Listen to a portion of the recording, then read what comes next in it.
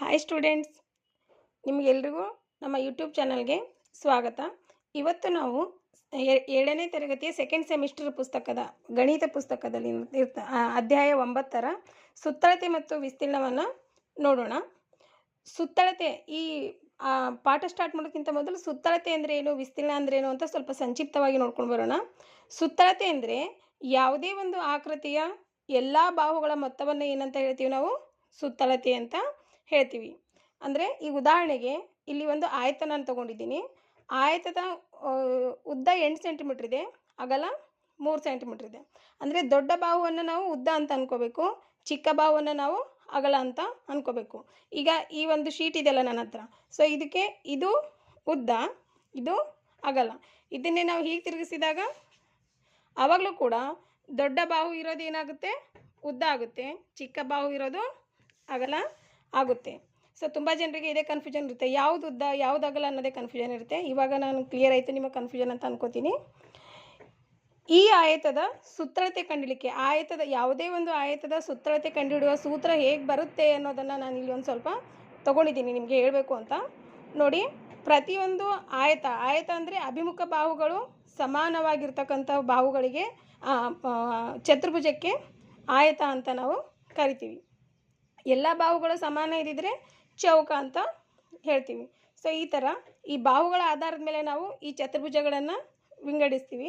ನೋಡಿ, ಇಲ್ಲಿ ಮೊದಲು ಆಯತ ಸುತ್ತಳತೆಗೆ ನೋಡೋಣ.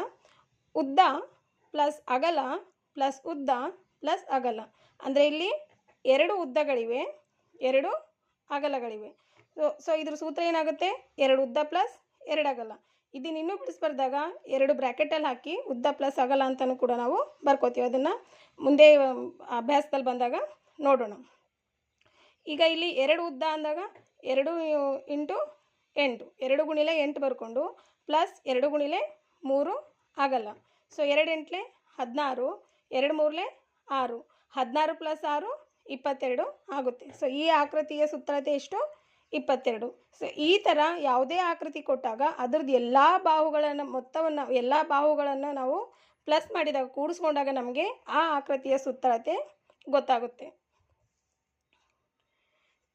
ಈಗ ವಿಸ್ತೀರ್ಣ, ಯಾವುದೇ ಒಂದು ಆಕೃತಿ ಆವರಿಸುವ ಪ್ರದೇಶವನ್ನು ನಾವು ಅಥವಾ ಸ್ಥಳಾವಕಾಶವನ್ನು ಏನಂತ ಹೇಳ್ತೀವಿ, ವಿಸ್ತೀರ್ಣ ಅಂತ ಹೇಳ್ತೀವಿ. ಈಗ ಈ ಶೀಟೇ ತಗೊಳ್ಳಿ, ಈ ಎಲ್ಲ ಅಂಚುಗಳು ಬಾಹುಗಳನ್ನು ನಾವು ಕೂಡಿಸಿದಾಗ ಇದ್ರದ್ದು ಸುತ್ತಳತೆ ಇಷ್ಟಿದೆ ಅಂತ ನಾವು ಹೇಳ್ಬೋದು.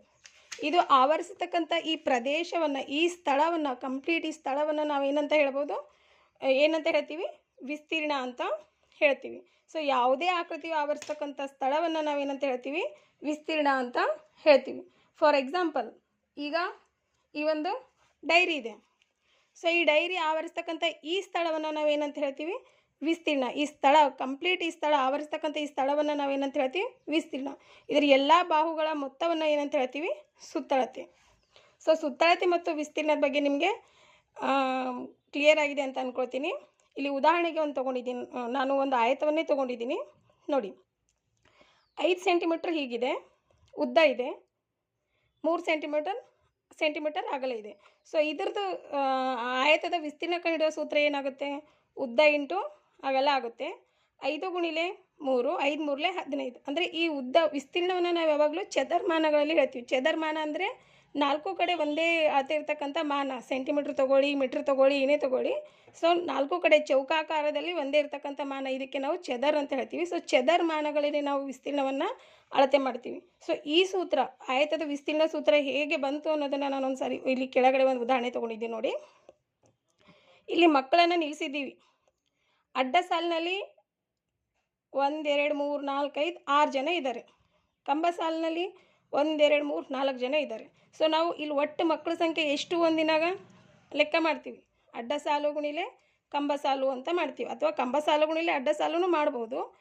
6 4 24. ಸೊ ಇಲ್ಲಿ ಮಕ್ಕಳು ಎಷ್ಟಿದ್ದಾರೆ, 24 ಇದ್ದಾರೆ. ಹಾಗಾದರೆ ಇಲ್ಲಿ ಇರ್ತಕ್ಕಂಥ ಆಯತದಲ್ಲಿ ಎಷ್ಟು ಚದರ್ಮಾನಗಳಿವೆ, ಇಲ್ಲಿ ನಾನು 5 ಗುಣಿಲೆ 3 ಮಾಡಿದಾಗ 5 ಮೂರಲೆ 15, 15 ಚದರ್ಮಾನಗಳು ಇವೆ. ಇಲ್ಲಿ ಕೌಂಟ್ ಮಾಡಿ, 1 2 3 4 5. ಸೊ 6 7 8 9 10 11 12 13 14 15, 15. ಸೊ 5 1 5, 5 2 10, 5 3 15 ಈ ಥರನೂ ನಾವು ಮಾಡ್ಕೋಬೋದು. ಸೊ ಇದನ್ನೇ ಇಲ್ಲಿ ಶಾರ್ಟಾಗಿ ನಾವು ಈ ಸೂತ್ರದ ಮುಖಾಂತರ ಬರಿತೀವಿ. ಸೂತ್ರಗಳು ಅಂದರೆ ಏನು ದೊಡ್ಡದಾಗಿ ನಾವು ಯೋಚನೆ ಮಾಡೋದಿಲ್ಲ. ಸೂತ್ರಗಳು ಅಂದರೆ ದೊಡ್ಡ ವಿಷಯಗಳನ್ನು ತುಂಬ ಚಿಕ್ಕದಾಗಿ ತಿಳಿಸೋದಕ್ಕೆ ನಾವು ಸೂತ್ರಗಳು ಅಂತ ಕರಿತೀವಿ. ಹೀಗಾಗಿ ಈ ಹೆಚ್ಚು ಮಾಡಿ ಆಯತದ ಸುತ್ತಳತೆ ಮತ್ತು ಆಯತದ ವಿಸ್ತೀರ್ಣದ ಸೂತ್ರಗಳನ್ನು ಎಲ್ಲರೂ ಕನ್ಫ್ಯೂಸ್ ಮಾಡ್ಕೋತೀರಾ. ಸೊ ಇಲ್ಲಿ ಇವಾಗ ನಾನು ಕ್ಲಿಯರ್ ಆಯಿತು ಅಂತ ಅನ್ಕೋತೀನಿ.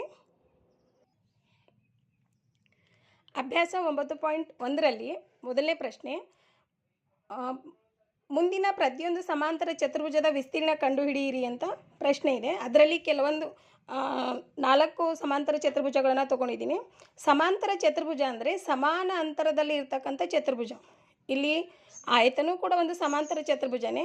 ಅದರ ಆಯತದಲ್ಲಿ ಎಲ್ಲ ಕೋನಗಳು 90 ಡಿಗ್ರಿ ಬಂದಿರ್ತವೆ. ಆದರೆ ಇದರಲ್ಲಿ 2 ವಿಶಾಲ 2 ಲಘು ಕೋನಗಳು ಇದ್ದಿರ್ತವೆ. ಸೊ ಸಮಾಂತರ ಚತುರ್ಭುಜದ ವಿಸ್ತೀರ್ಣ ಕಂಡುಹಿಡಿತಕ್ಕಂಥ ಸೂತ್ರ ಪಾದ ಇಂಟು ಎತ್ತರ. ಸೊ ಪ್ರತಿಯೊಂದು ಸಮಾಂತರ ಚತುರ್ಭುಜಕ್ಕೂ 2 ಪಾದಗಳು 2 ಎತ್ತರಗಳು ಇರ್ತವೆ. ಅಂದರೆ ಈ ಉದಾಹರಣೆಗೆ ಮೊದಲನೇ ಪ್ರಶ್ನೆ ನೋಡೋಣ. 7 ಸೆಂಟಿಮೀಟ್ರ್ ಪಾದ ಇದೆ ಅಂದರೆ ಈ ಬಾಹುನು 7 ಸೆಂಟಿಮೀಟ್ರ್ ಆಗುತ್ತೆ. ಸೊ ಅದಕ್ಕೆ ಆಪೋಸಿಟಲ್ಲಿ ಇರ್ತಕ್ಕಂಥ ಅಭಿಮುಖ ಬಾಹುನು 7 ಸೆಂಟಿಮೀಟ್ರ್ ಆಗುತ್ತೆ. ಸೊ ಎತ್ತರ ಅಂದಾಗ ನಾವು ನೇರವಾಗಿ ಲಂಬ ರೇಖೆಯಲ್ಲಿ ಬರ್ತಕ್ಕಂಥ ಅಳತೆಯನ್ನೇ ತೊಗೊಳ್ಬೇಕಾಗುತ್ತೆ. ಸೊ ಇಲ್ಲಿ 4 ಸೆಂಟಿಮೀಟ್ರ್ ಏನಿದೆ ಈ ಒಂದು ಸಮಾಂತರ ಚತುರ್ಭುಜದ ಎತ್ತರ ಇದೆ. ಸೊ ಅದನ್ನು ಹೇಗೆ ಬರ್ಕೊಳ್ಳೋದು ಅಂದರೆ, ಈ ಸಮಾಂತರ ಚತುರ್ಭುಜದಲ್ಲಿ ಪಾದ 7 ಸೆಂಟಿಮೀಟರ್, ಎತ್ತರ 4 ಸೆಂಟಿಮೀಟರ್. ಸೊ ವಿಸ್ತೀರ್ಣ ಎಷ್ಟು ಅಂತ ಪ್ರಶ್ನೆ ಹಾಕ್ಬಿಟ್ಟು ನೆಕ್ಸ್ಟ್ ಸಮಾಂತರ ಚತುರ್ಭುಜದ ವಿಸ್ತೀರ್ಣ ಪಾದ ಇಂಟು ಎತ್ತರ. ನಾನಿಲ್ಲಿ ಶಾರ್ಟಾಗಿ ಪಾ ಇಂಟು ಎ ಅಂತ ಬರೆದಿದ್ದೀನಿ. ಸೊ ನೀವು ಪಾದ ಇಂಟು ಎತ್ತರ ಅಂತಲೇ ಬರ್ಕೋಬೇಕು. ಸೊ 7 4 28. ಸೊ ಈ ಒಂದು ಸಮಾಂತರ ಚತುರ್ಭುಜದ ವಿಸ್ತೀರ್ಣ ಎಷ್ಟಿದೆ? 28 ಚದರ್ ಸೆಂಟಿಮೀಟರ್. ಸೊ ಈ ಚದರ್ ಸೆಂಟಿಮೀಟರ್ ಅನ್ನೋದನ್ನು ನಾವು ಸ್ಕ್ವಯರ್ ಹಾಕಿನೂ ಬರಿತೀವಿ. ಇಲ್ಲಿ ಕೆಳಗಡೆ ಪ್ರಶ್ನೆಯಲ್ಲಿ ಬರ್ತಿದ್ದಿದೆ ನೋಡಿ. ಆಮೇಲೆ ಎತ್ತರ ನಾವು ಪಾದ ಅಂದಾಗ ಈ ಕೆಳಗಡೆ ಇರ್ತಕ್ಕಂಥ ಬಾಹುನೇ ನಾವು ಪಾದ ಅಂತ ಕನ್ಸಿಡರ್ ಮಾಡಬೇಕು ಅಂತ ಏನಿಲ್ಲ. ಅದೇ ಆಕೃತಿನ ನಾವು ಈ ಥರ ತಿರುಗಿಸಿದಾಗ ಅಲ್ಲೇನಾಗುತ್ತೆ, ಇದು ಪಾದ ಆಗುತ್ತೆ. ಸೊ ಈ ಪಾದ, ಇದು ಒಂದು ಪಾದ, ಇದೊಂದು ಪಾದ. ಸೊ ಪ್ರತಿಯೊಂದು ಸಮಾಂತರ ಚತುರ್ಭುಜಕ್ಕೆ 2 ಪಾದಗಳಿರ್ತವೆ, 2 ಎತ್ತರಗಳಿರ್ತವೆ. ಈ ಪಾದದ ಅಳತೆ ಏನಿರ್ತದೋ ಅದೇ ಆ ಪಾದದ ಅಳತೆ ಇರ್ತದೆ. ಸೊ ಈ ಕಡೆ ಪಾದದ ಅಳತೆ ಏನಿರ್ತದೋ ಅದೇ ಅದರ ಅಪೋಸಿಟ್ನಲ್ಲಿ ಇರ್ತಕ್ಕಂಥ ಪಾದದ ಅಳತೆ ಆಗಿರ್ತದೆ. ಸೊ ಈ ಎತ್ತರ ಏನಿರ್ತದೋ ಅದೇ ಎತ್ತರ ಈ ಕಡೆಯಿಂದ ಮಾಡಿದಾಗಲೂ ಅದೇ ಎತ್ತರ ಇರ್ತದೆ. ಸೊ ಹೀಗಾಗಿ ನಾವು ಪ್ರತಿಯೊಂದು ಸಮಾಂತರ ಚತುರ್ಭುಜದಲ್ಲಿ 2 ಪಾದಗಳು 2 ಎತ್ತರಗಳು ಇರ್ತವೆ ಅಂತ ನಾವು ತಿಳ್ಕೊಬೋದು. ಸೊ ಇಲ್ಲಿ ಎರಡನೇ ಪ್ರಶ್ನೆ, ಪಾದ 5 ಸೆಂಟಿಮೀಟ್ರ್ ಕೊಟ್ಟಿದ್ದಾರೆ, ಎತ್ತರ 3 ಸೆಂಟಿಮೀಟ್ರ್ ಕೊಟ್ಟಿದ್ದಾರೆ.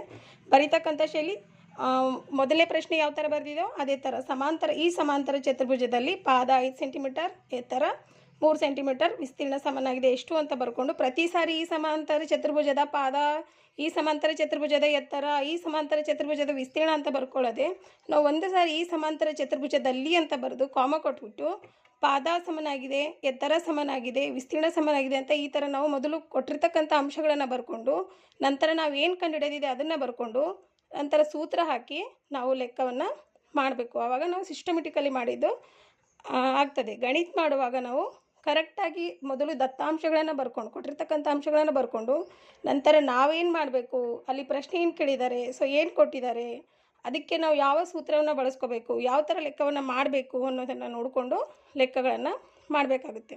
ನಾನಿಲ್ಲಿ ಹೇಳಿದೆ ಚದರ್ ಸೆಂಟಿಮೀಟ್ರ್ ಅಂತ ನಾವು ಆದರೂ ಬರಿಬೋದು, ಅಥವಾ ಸ್ಕ್ವಯರ್ ಅಂತ ಕೊಡ್ತಾರೆ. ಮತ್ತು ಪ್ರತಿ ಅಳತೆಯೂ ಸೆಂಟಿಮೀಟ್ರ್ನಲ್ಲೇ ಇರ್ತದೆ ಅಂತ ಹೇಳಿಕ್ಕಾಗಲ್ಲ, ಮೀಟ್ರ್ನಲ್ಲಿ ಇರ್ಬೋದು.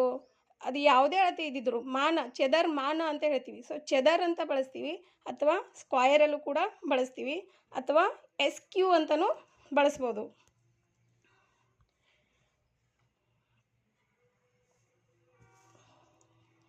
ಸೊ ಈ ಥರ ನಾವು ಈ ಲೆಕ್ಕಗಳನ್ನು ಮಾಡ್ಬೋದು. ಇಲ್ಲಿಗೆ ಸಮಾಂತರ ಚತುರ್ಭುಜದ ಬಗ್ಗೆ ತೊಗೊಂಡಿದ್ದೀನಿ. ಮುಂದಿನ ವಿಡಿಯೋದಲ್ಲಿ ತ್ರಿಭುಜಗಳ ಬಗ್ಗೆ ಈ ಥರ ಸ್ಟೆಪ್ ಬೈ ಸ್ಟೆಪ್ ಒಂದಾದ ನಂತರ ಒಂದು ಅಭ್ಯಾಸಗಳನ್ನು ಮಾಡೋಣ. ಸೊ ಇದರಲ್ಲಿ ನಿಮಗೆ ಏನಾದರೂ ಡೌಟ್ಸ್ ಇದ್ದಿದ್ದರೆ ನೀವು ಕಮೆಂಟ್ಸ್ ಮಾಡ್ಬೋದು.